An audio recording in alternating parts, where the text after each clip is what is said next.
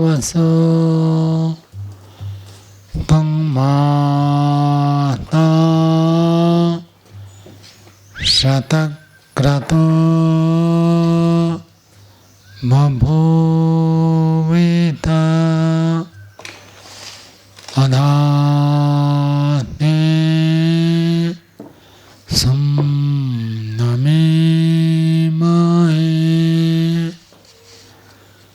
अधाते सुम्नमीमहे।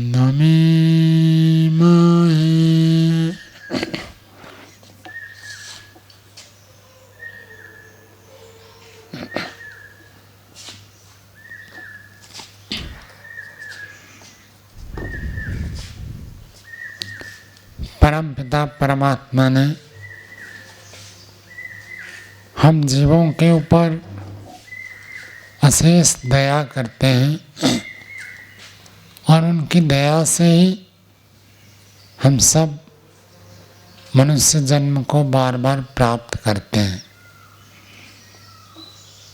मनुष्य जन्म में व्यक्ति इतने कर्म कर देता है,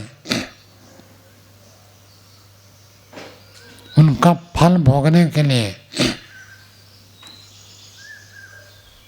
कितना काल व्यतीत हो जाता है हम कल्पना नहीं कर सकते।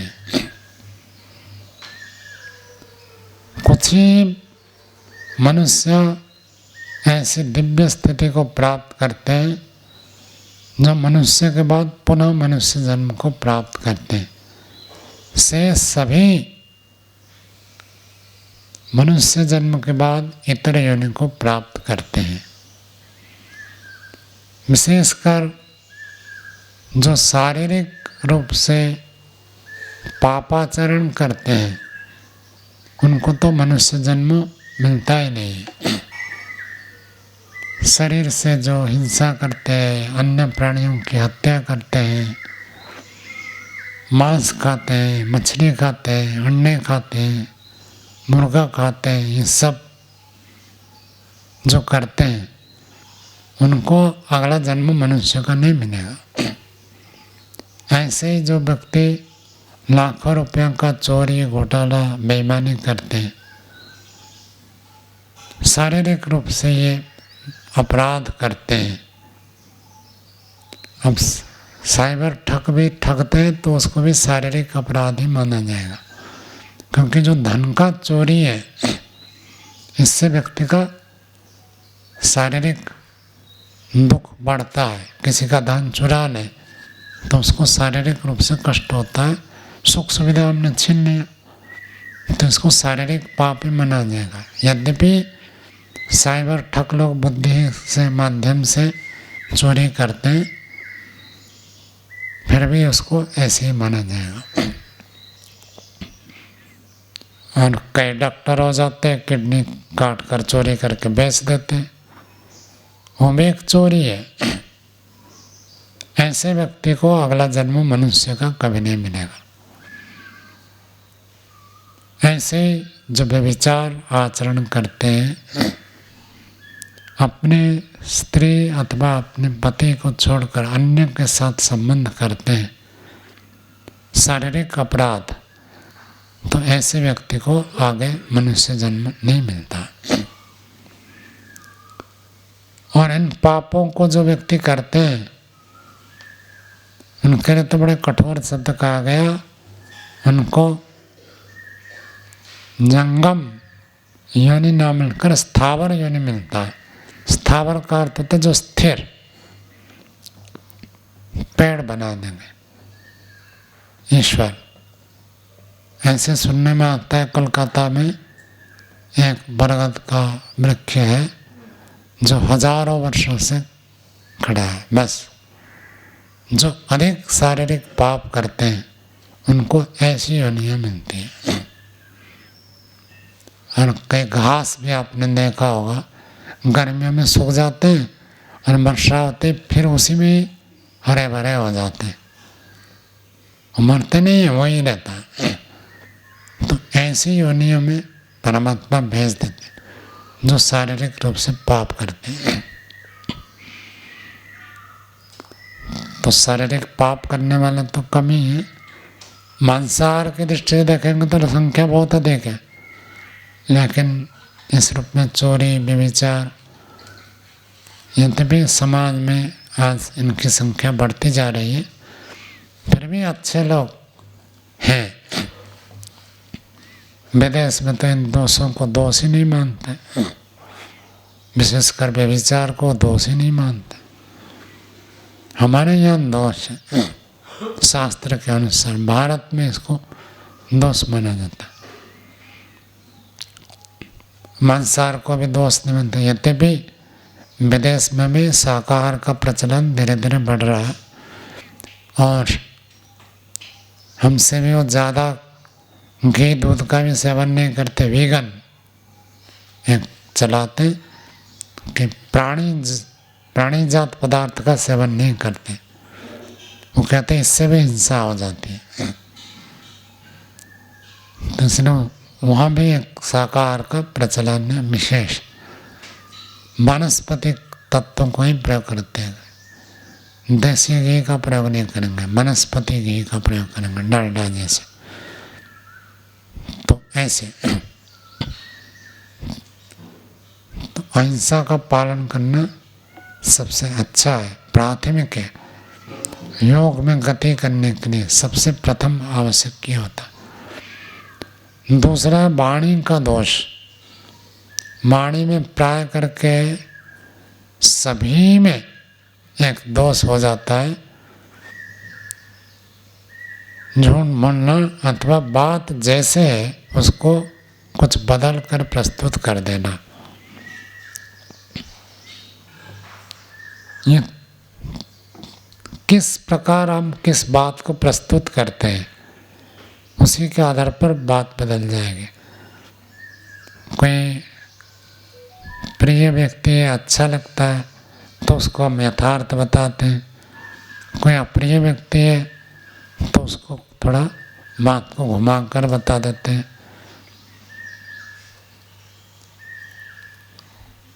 एक व्यक्ति मिलने के लिए आना चाहता है, उसको कहते आइए, दूसरा व्यक्ति होता है उसको कह देते नहीं मेरा दूसरा काम है। तो मतलब इतने प्रकार के 81 प्रकार के इस प्रकार की गलतियां हो जाती है वाणी में, असत्य भाषण हो जाता है, इतनी सूक्ष्मता से देखा जाता है, ऋषियों ने देखा है। कुछ ना कुछ हम हेर फेर कर देते हैं। एक व्यक्ति से हमने कुछ सुना और दूसरे व्यक्ति को बताते बताते वो बात में कुछ ना कुछ बदल जाता है। ये जो आजकल वैज्ञानिक लोग होते हैं, ये भाषा विज्ञानी जो होते हैं वो प्रस्तुत करते हैं, एक व्यक्ति से दूसरे के पास है, दूसरे से तीसरे में जाए, तीसरे से चौथे में जाए, तो जाते जाते वो बहुत बदल जाता है। अभी जो गाजियाबाद गया था तो एक सज्जन पूछ रहे थे कि स्वामी विवेकानंद जी आए थे प्रवचन के लिए और उन्होंने कहा कि सन्यासियों का ही मोक्ष होगा और किसी का नहीं होगा, बड़े जोर देकर कह रहे थे। तब उन्होंने ये प्रस्तुत किया कि जो ब्रह्मचर्य से सीधा संन्यास लिया है केवल उसी का मोक्ष होगा, ऐसे कह रहे थे। मैंने कहा ऐसी बात नहीं है, और हमने उनसे ही पढ़ा है और उनके मान्यता को हम जानते हैं। संन्यास के लिए तो अनिवार्य कहते हैं, लेकिन ब्रह्मचर्य से संन्यास हो जरूरी नहीं। गृहस्थ के बाद भी कोई वानप्रस्थ लेता है, संन्यास लेता है, वो भी मुक्ति के अधिकारी है, ऐसे ही वो मानते हैं। अब मुझे उनका पता था इसलिए तो मैं समझ गया कि वो क्या कहना चाहते हैं, तो उनको स्पष्टीकरण कर दिया।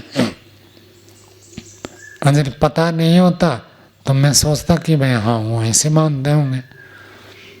तो इस प्रकार के एक व्यक्ति के बारे में दूसरे तक पहुंचाते पहुंचाते उसमें कुछ ना कुछ बदल जाता है।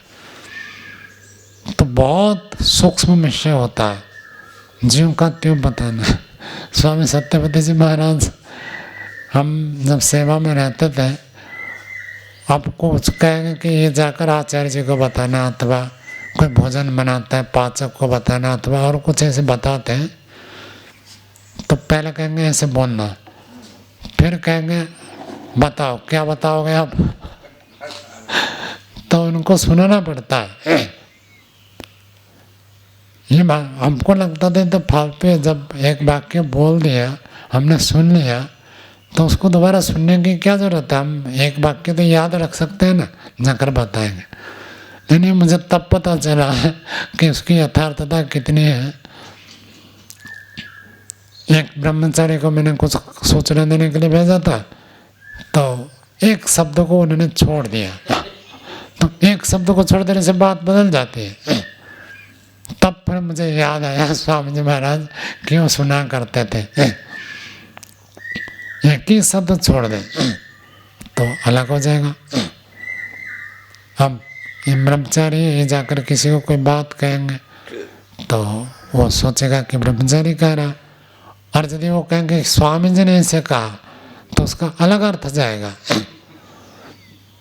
तो कभी कभी होता है कि मैं कहता हूँ ये हो सकता है क्या, जैसे मान लीजिए मुझे स्वास्थ्य में कुछ खराब हो गया, मैं कहूँगा जाकर पूछो कि भोजन में ये बन सकता है क्या।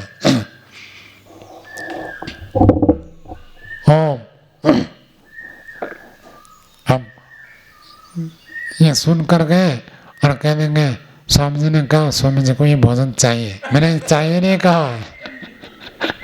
मैंने कहा ये हो सकता है क्या, उसमें बहुत अधिक फर्क हो जाता है।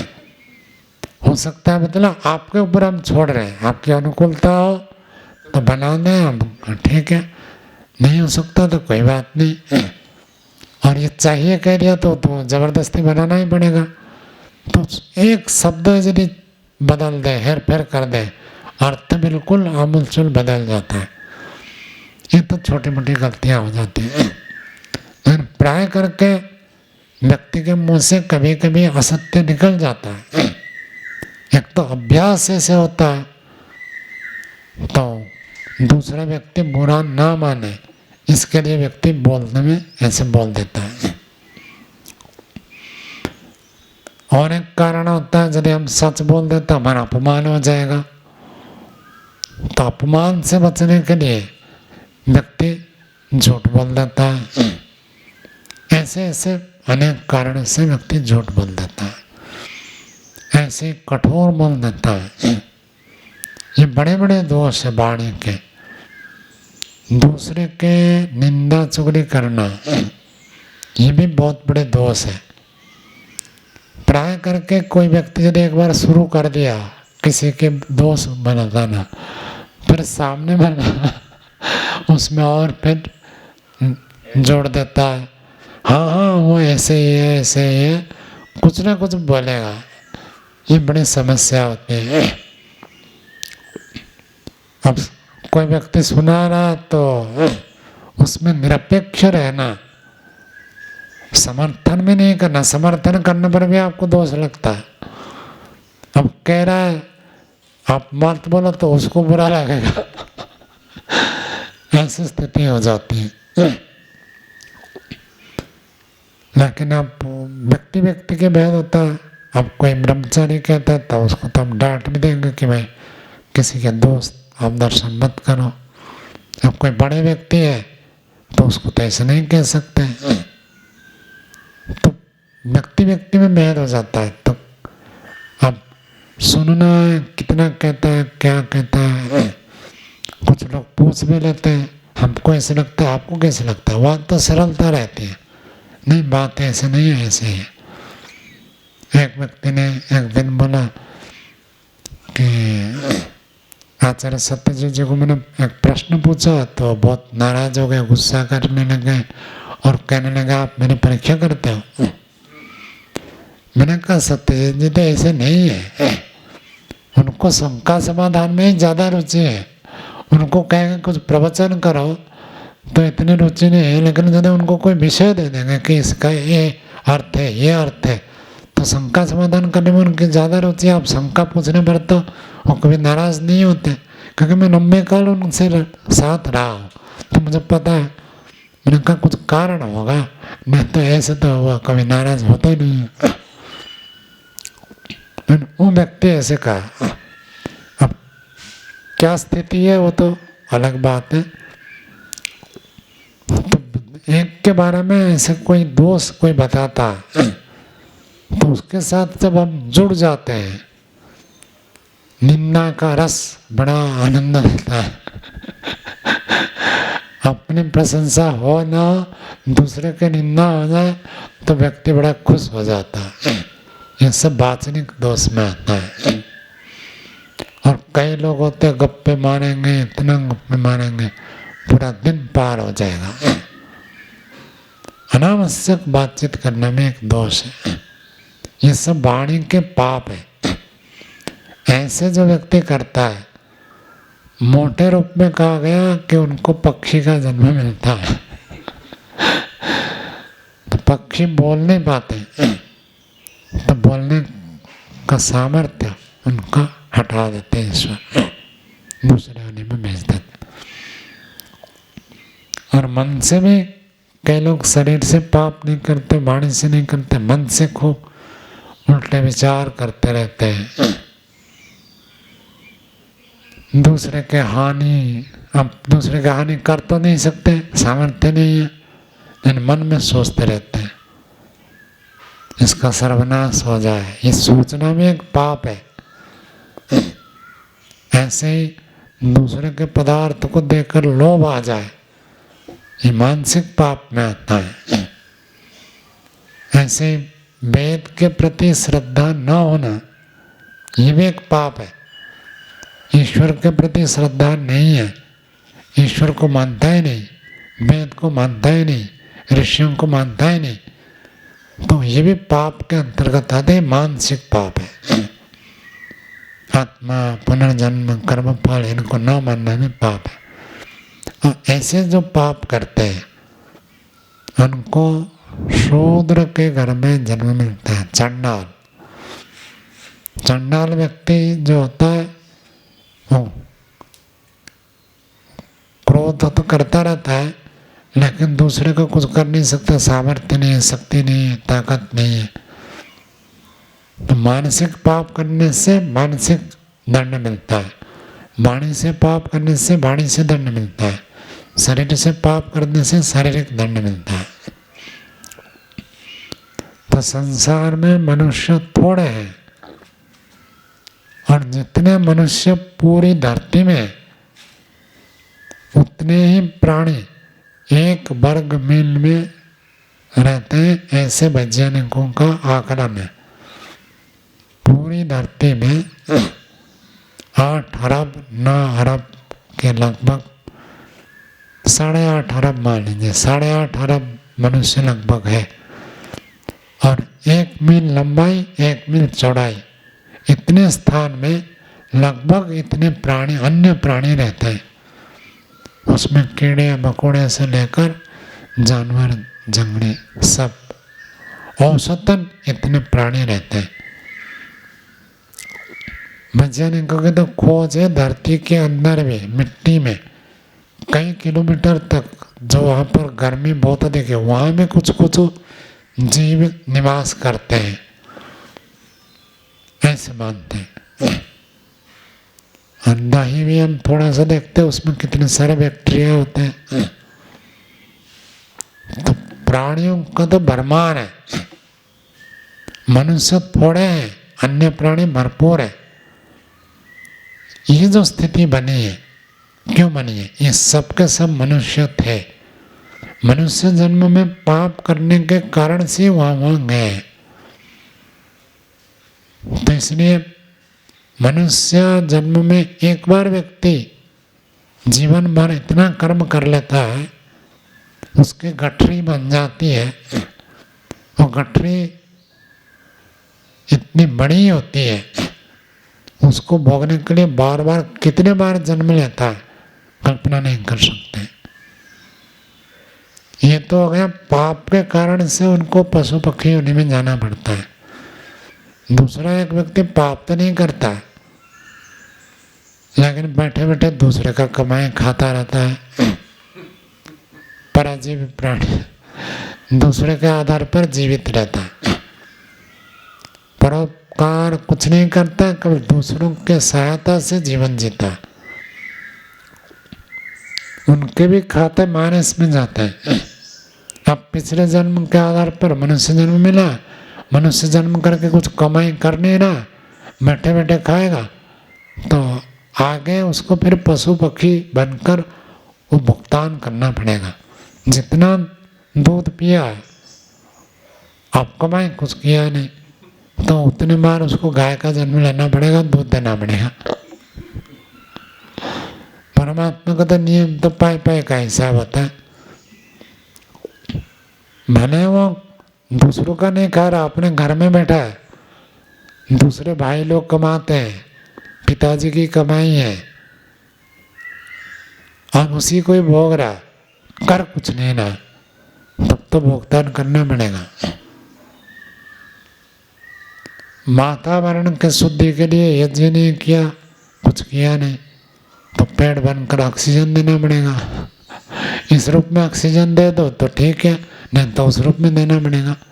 हिसाब बराबर होगा, प्लस माइनस तो बिल्कुल अकाउंट साथ साथ चलता है।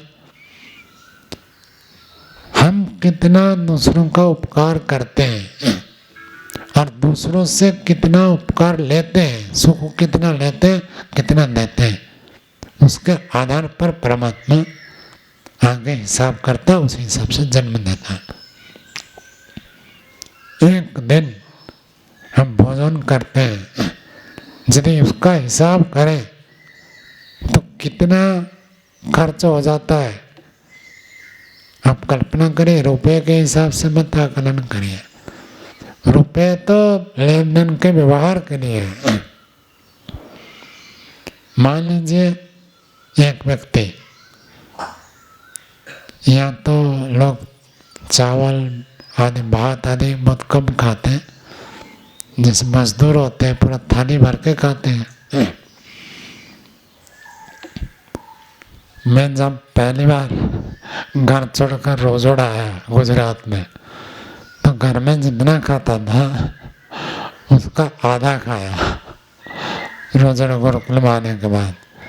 और वहाँ एक ब्रह्मचारी था, उन्होंने कहा आप जितना भात खाते हैं हमारे परिवार में सबका मिलाकर इतना होता है। मैंने कहा ठीक है।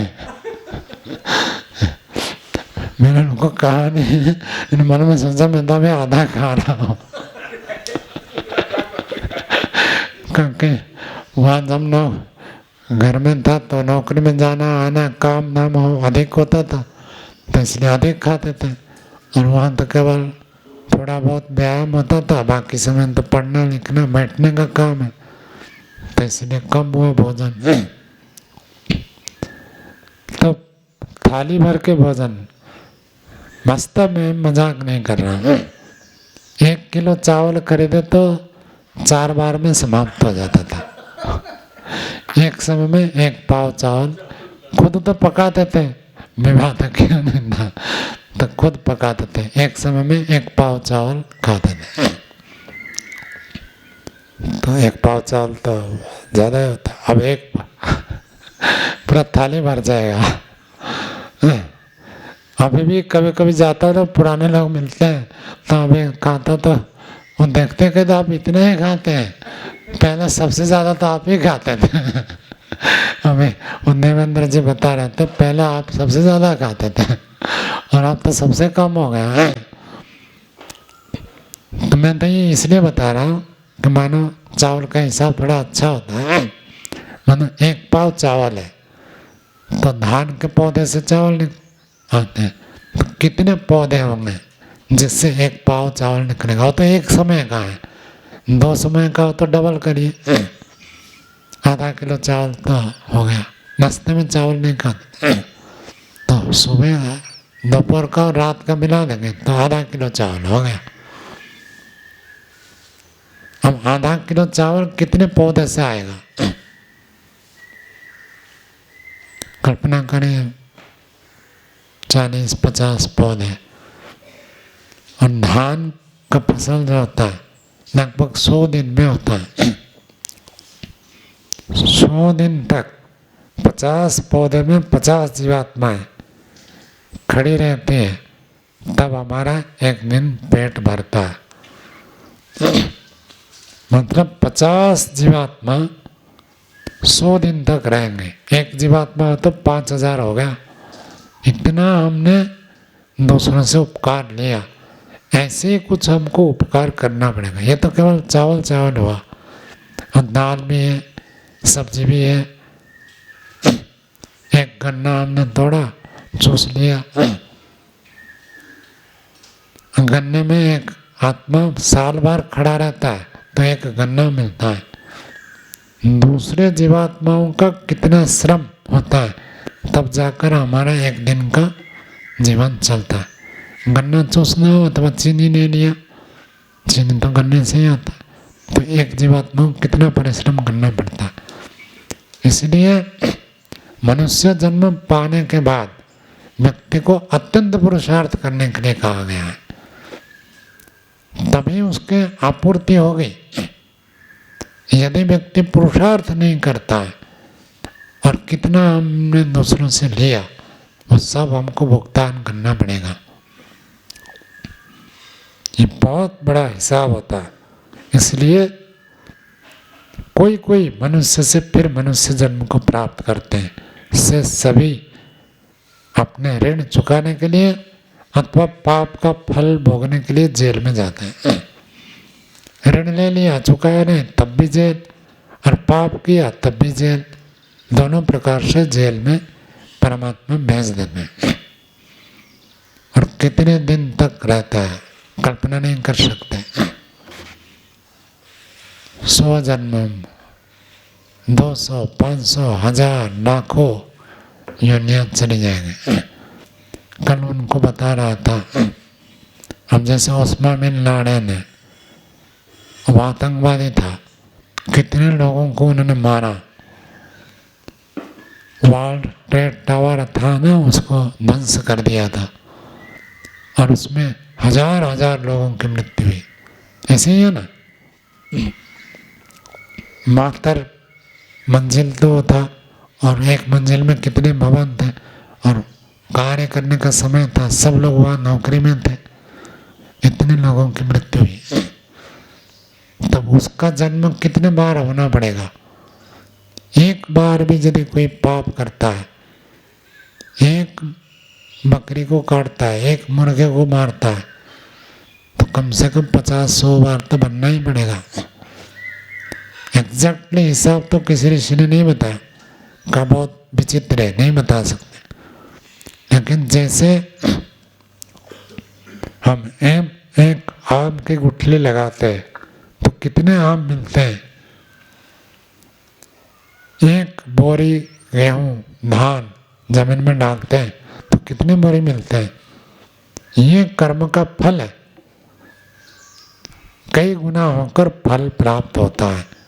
जितना किया उतना नहीं, कई गुना होकर मिलेगा। तो इसलिए ये भेड़ बकरी सब इतने बढ़ते क्यों? क्योंकि वो भेड़ बकरी काट कर खाए थे, तो इसलिए इतने बार उनको बनना पड़ेगा, बन रहे हैं। शास्त्र में कहीं ऐसे नहीं लिखा है कि भेड़ को मारने से भेड़ बनेगा, लेकिन मोटे मोटे जो पाप किया उसके अनुसार उसके अनुरूप ही दंड मिलेगा। ये परमात्मा की व्यवस्था है। तो मनुष्य जन्म इसलिए कहा जाता है कि अत्यंत दुर्लभ है। ये बार बार सबको नहीं मिलेगा। बार बार तो पशु पक्षी कीड़े मकोड़े मिलेंगे। कीड़े मकोड़े का जन्म बार बार मिलता है, साफ लिखा है उपनिषद में। जो व्यक्ति पापाचरण करता है कीड़े मकोड़े योनि में जाएगा और बार बार जाएगा। इसलिए उन्होंने प्रश्न उठाया, भर क्यों नहीं जाता? इतने सारे मनुष्य मरते, मरकर कहाँ जाते हैं? जहाँ जाएंगे उस स्थान तो भर जाना चाहिए। कहीं भरेंगे नहीं, और 2-4 दिन में मरते फिर पैदा होते, फिर मरते फिर पैदा होते, इसलिए भरेगा नहीं। वो रास्ता तो खुले। कोई फिर श्रेय मार्ग पर चलते हैं, बाकी सब तो प्रेय मार्ग पर चलते हैं। अब प्रेय मार्ग में चलने वाले की ये दुर्दशा होती है, जो प्रिय लगता है उसी में ही चल पड़ते हैं। वो कल्याणकारी है नहीं है, विचार नहीं है, बस चल रहे हैं। ठीक है, मनुष्य जन्म मिला है, जितना चलना है चले, जब घंटी लगेगी तब समाप्त हो जाएगा, तब फिर आपका हिसाब होगा और तुरंत दूसरे जन्म में जाते हैं। तो मनुष्य जन्म मिला है, उसका कैसे हम पूर्ण उपयोग करें। हमारे अंदर एक तो जो पाप गिना है वो पापात्मिका प्रवृत्ति, चाहे निंदा चुगली के रूप में हो, चाहे अश्रद्धा के रूप में हो, अथवा कठोर भाषण आदि करने के रूप में हो, ये तो एक पाप की प्रवृत्ति हो गई। दूसरी प्रवृत्ति होती है कि जो प्रिय लगता है, अच्छा लगता है, भोग का मार्ग है, उसी में ही व्यक्ति रमण करता है, श्रेय मार्ग को छोड़ देता है। ये दूसरी गलती है। इन्हीं के कारण फिर मनुष्य जन्म नहीं मिलता। इन दोनों के प्रति यदि हम सजग हो जाए कि प्रियता को न ध्यान में रखकर श्रेयता को ध्यान में रखें और पापात्मिका प्रवृत्ति को छोड़कर पुण्यात्मिका प्रवृत्ति, पुण्य प्रवृत्ति में संलग्न हो जाए, तभी मनुष्य जन्म सफल होगा। इसके लिए ऋषियों ने विस्तार से हमको वर्णन किया। पढ़ना सुनना एक अलग बात है और अपने जीवन को उस रूप में चलाना ये उससे अलग चीज है। बिना पढ़े बिना सुने हम कर नहीं सकते, लेकिन पढ़ने सुनने तक यदि सीमित रह जाते हैं, हम अपने जीवन का अवलोकन नहीं करते कि मेरे जीवन में कहाँ पर गलती है, मेरी दिशा कहाँ है, किस दिशा में मेरी गति हो रही है। तो प्रत्येक व्यक्ति को अपने जीवन के आगे की दिशा को नियंत्रण करने के लिए सतत प्रयत्न करना चाहिए। जैसे हम धन कमाने के लिए प्रयत्न करते हैं, स्वास्थ्य के लिए प्रयत्न करते हैं, बच्चों का पालन करने के लिए पूरा प्रयत्न करते हैं, सामाजिक मर्यादाओं को पालन करने के लिए, समाज में हमारी प्रतिष्ठा बनी रहे इसके लिए प्रयत्न करते हैं। ऐसे ही आत्मिक कल्याण के लिए भी हमको सतत प्रयत्न करना चाहिए। सब काम को करते हुए कुछ समय विचार करना चाहिए, मेरी आत्मिक उन्नति हो रही है नहीं हो रही है। यदि आत्म कल्याण के मार्ग में हम चलते हैं तो बाकी सब कार्यों की भी सार्थकता है और मनुष्य जीवन की भी सफलता है। पुनः आगे हम इस विषय में विचार करेंगे। आज यहीं पर विराम देते हैं।